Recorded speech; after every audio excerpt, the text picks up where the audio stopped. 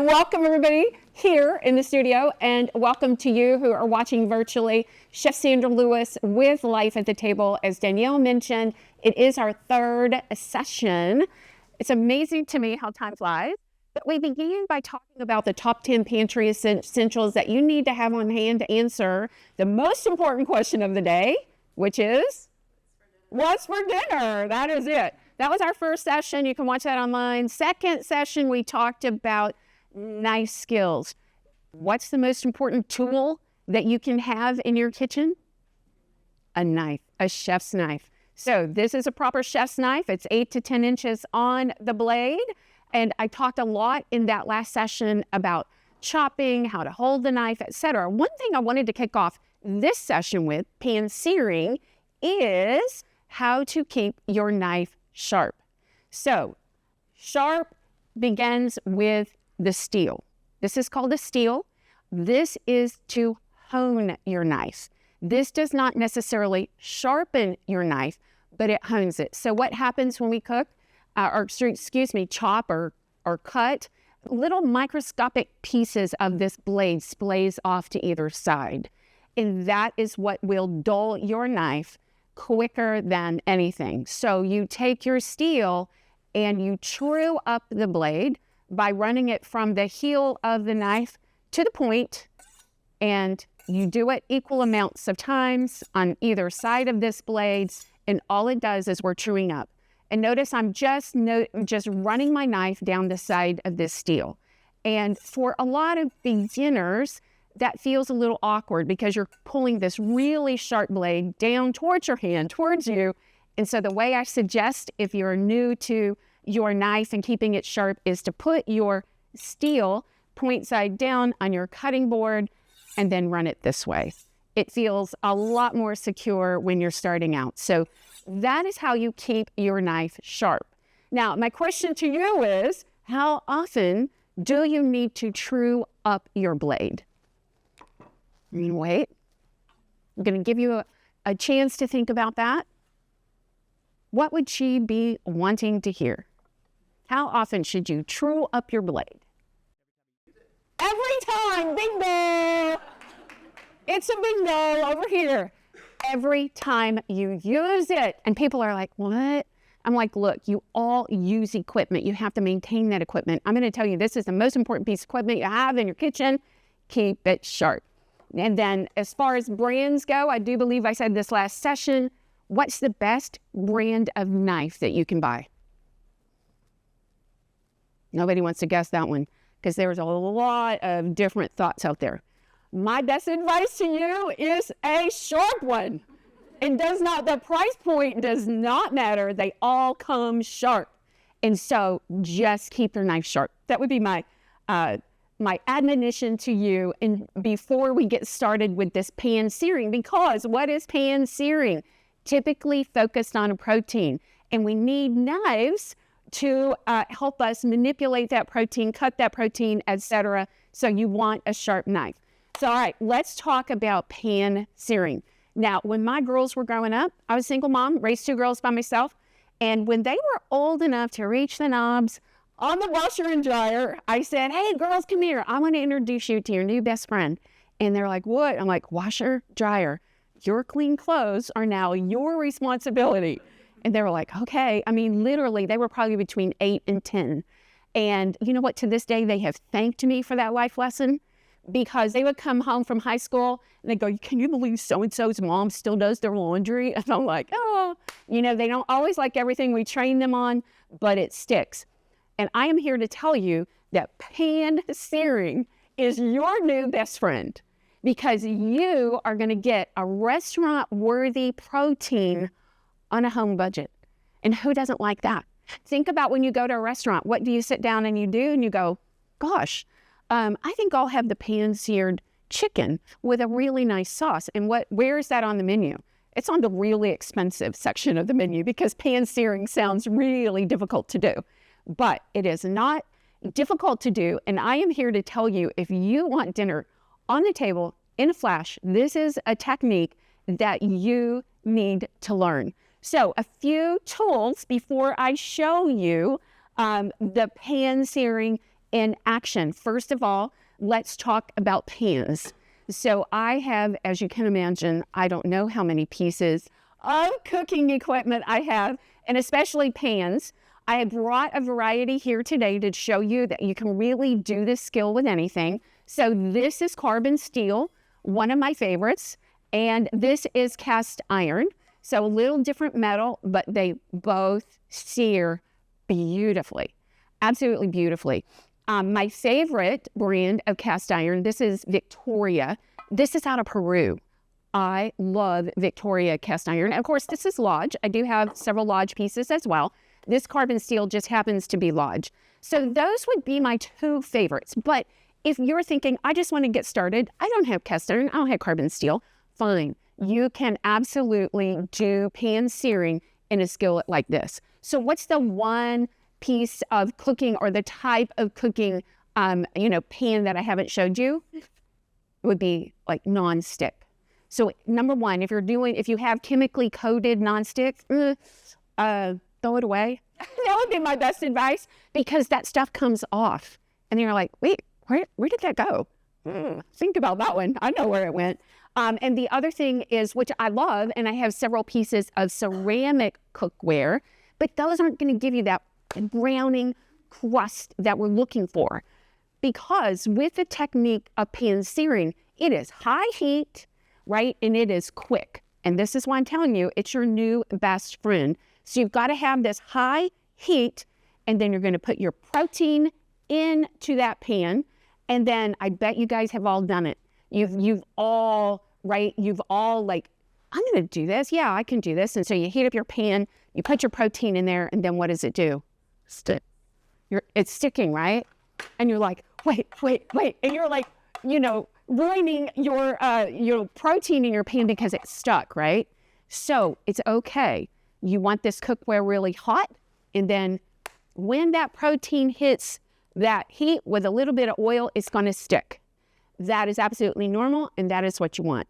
And then as it cooks, guess what? That protein, we call it denaturing, and that protein lifts from the pan. So I'm going to show you the proper technique so that thing will lift, and then when it lifts, you can kind of check it, see if it's to the brown that you like, and then if it's not, let it continue to sit there. And then once it's to the brown, and you'll just see this beautiful brown, you'll flip it over. But what is this browning called? Anybody know? What is this process of browning called? Nobody here knows? Okay.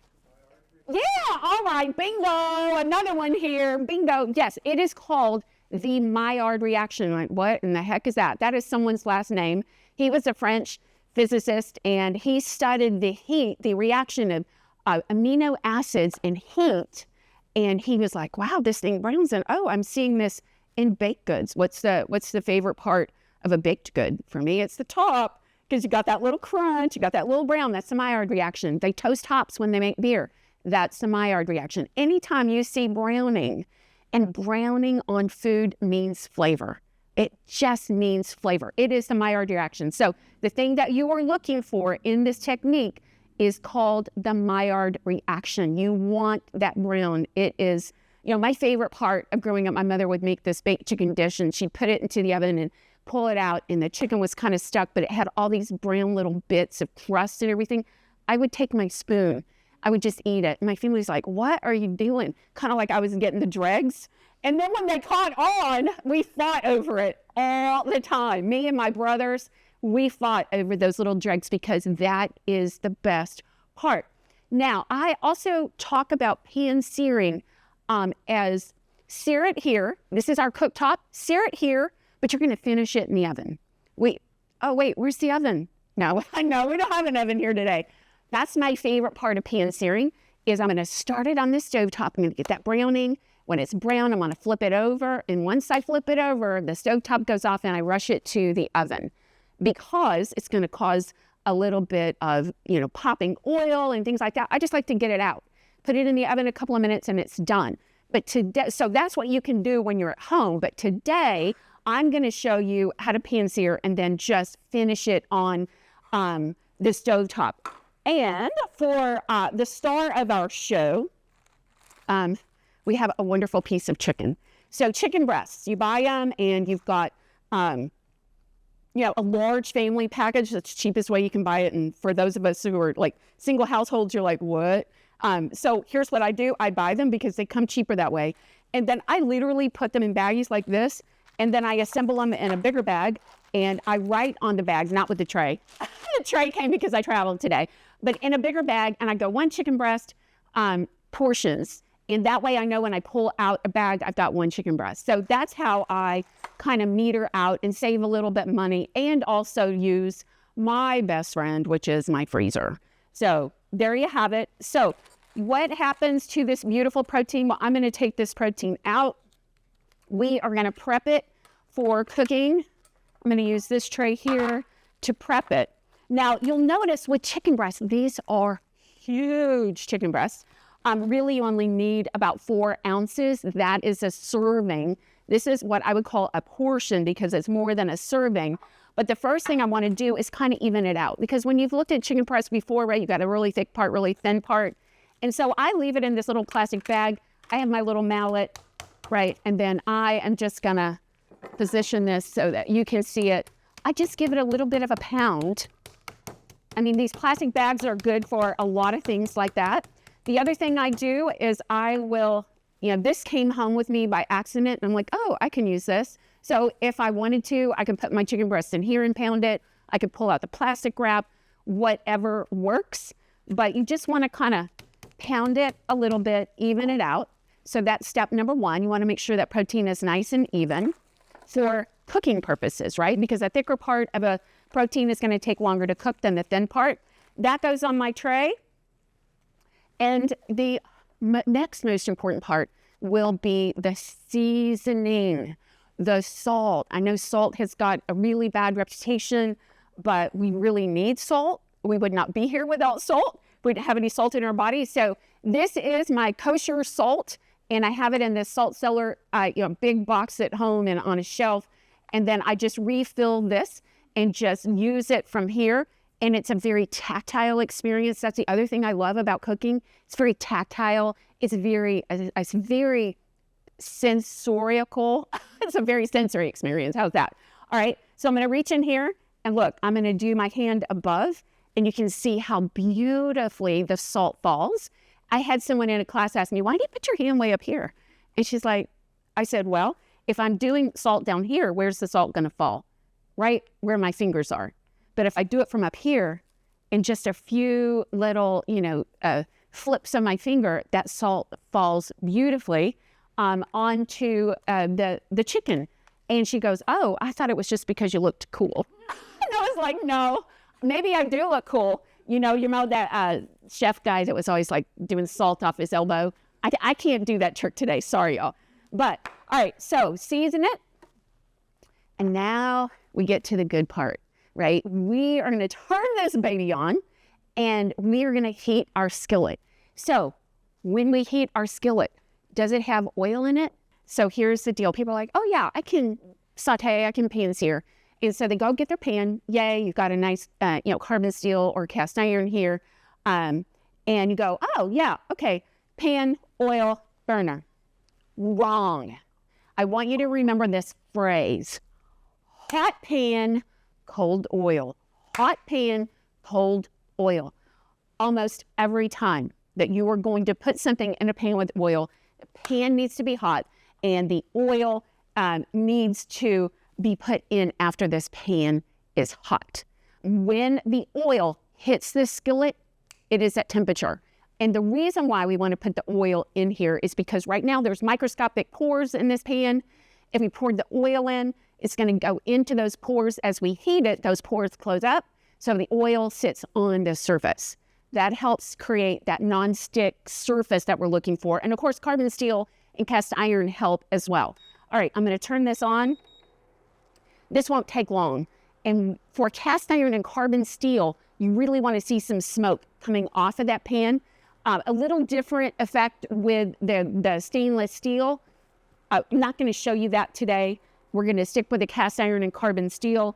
And so I'm just going to let that come up to temp. And again, it's not going to take long. And then while it's coming up to temp, let me talk about oil. This is how I have my oil. It's always stovetop. It is avocado oil. It's a high smoke point oil. It's not going to burn when I put it into this exceptionally hot pan. And so I pan sear with avocado oil. I deep fry with peanut oil. I just gently saute and make salad dressings with olive oil, finish with really good olive oil. So that is how I manage the oils in my house. Do I have tallow? Yes. Do I have lard? Yes. I use different fats and oils for different things. Maybe I have some coconut oil. I don't cook with it as often. It does tend to add a little coconut flavor to it. What do y'all see? No need for alarm here. All right. Avocado oil is going in. And so you just want a really slick surface. And then you want to, once you put your oil in, just kind of give it a swirl. And then you're going to lay your chicken breast right in here. That's the best sound in the whole world. Right there. Is it not, y'all? And then I'm going to wipe my hands off. And then remember what I said? Chicken or protein, whatever protein it is, goes down. What's going to happen? It's going to stick. Don't panic. Please don't panic. Around the edges of this chicken breast, you are going to be able to see it's cooking. And so while you're waiting here, I want you to think about the Beatles.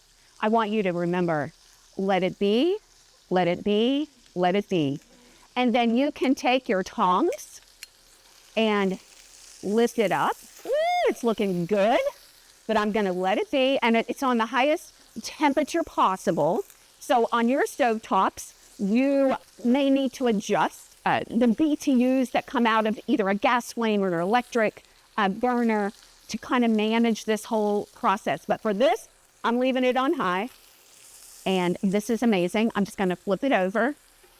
You get that? Yes. Okay. Can you guys, well, hold on. Can you guys see how brown it is? Looks amazing, right? Okay. Come on, let's hear it. Should soak your pre-chorizo oil so that it's... Oh, no. Thank you. Yeah. So cold oil is, I guess, would you call it a euphemism for just saying room temperature? It's in juxtaposition, if that's the right word, to the heat of the pan. This is cold. Okay, big question. One more. How high did you set that flame? Is that medium heat? How high did I set this flame? It is high. The highest this thing will go. Yeah, it is high. And so what you're looking for with cast iron or carbon steel is just a little bit of smoke on that pan. I am going to turn it down. Woo, look, that second side got even browner quicker. All right, this is a beautiful thing. I am loving it. The other thing, so this is why I like to put it in the oven. Do you see this? Your oven right now is on 450 degrees. So once you did that first sear into the oven, and that's why you don't experience all this in your house. Couple of minutes in the oven at 450 degrees, I guarantee you this thing is going to be hot and done and ready. The other thing that is super useful, and I don't know what I did with it, but I have a thermometer. What temperature does chicken need to be cooked to? Bingo! Several of you know that. Yes, 165. And you know what? Oh, y'all. Okay, there we go. You know what? Is it 165? It may need another minute. Huh. You know what? I'm going to turn it down. Yeah, that's my oven. That's my portable oven. That is my portable oven. So I'm just going to turn it down for a minute, keep some of that in there, the heat. So it'll get up to 165. If I had my thermometer here, I would be able to temp it, which I totally recommend that you get a thermometer. And I do believe it's in my baggage back here somewhere. But I think a home thermometer is super important to have. All right, so we've talked about hot pan, cold oil. Remember the Beatles, let it be. You can see how gorgeous it is. And we talked about the cookware. We talked about seasoning. Tell me now, what questions do you guys have? Good question. So the question is, what about now that we have this beautiful pan-seared piece of chicken, right? Let's see. I'm going to move this here. There we go. Okay. Now that we have this beautiful pan-seared piece of chicken, or y'all, this could be salmon, this could be steak, this could be scallops, one of my favorites. This could be pork chops. This could be any kind of a protein. Honestly, this could be a portobello mushroom. It doesn't have to be a meat protein. It could be tofu. So it could be any kind of a protein that you want, but with meat-based proteins, it's always helpful if you let it rest, I don't know, 5 minutes or so, because what's happened? All that heat has generated all this activity of the moisture inside that protein. And so when we cut into that like right away, what's that moisture going to do? Spill out because it's active inside of there. So you want it to rest. Can think, let it be again, and then cut into it and enjoy. Now, how can you finish this beautiful piece of protein? Look, I told you I brought some rosemary from my garden. I'm just going to snip a little bit of this rosemary. I'm going to take my chef's knife and just put a little bit of rosemary on. And you're like, well, what about a sauce? Oh, okay, I got you covered. Let's just do a little bit of squeezed lemon on here. Who wouldn't love this? Right? Dinner is done. Done, y'all. That's how easy. Think about yourself at night. You know, take a piece of protein from the freezer, put it in your refrigerator. It'll thaw out. And then when you come home, it's thawed out. You pound it out a little bit, heat up your skillet, turn on that oven. Boom. I'm going to tell you, you're going to save money, you're going to eat better, and you're going to be happier because especially if you're sharing a meal with somebody, what an amazing meal, a simple side salad or some blistered tomatoes. It's beautiful. If you're single, a single household, I'm a single household now. My girls are grown and gone. They don't even live in the same city anymore. It makes me so mad.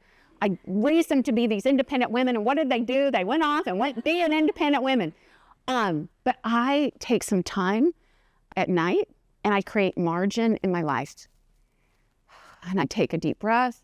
I enjoy a great meal, and I'm ready for what the next day brings.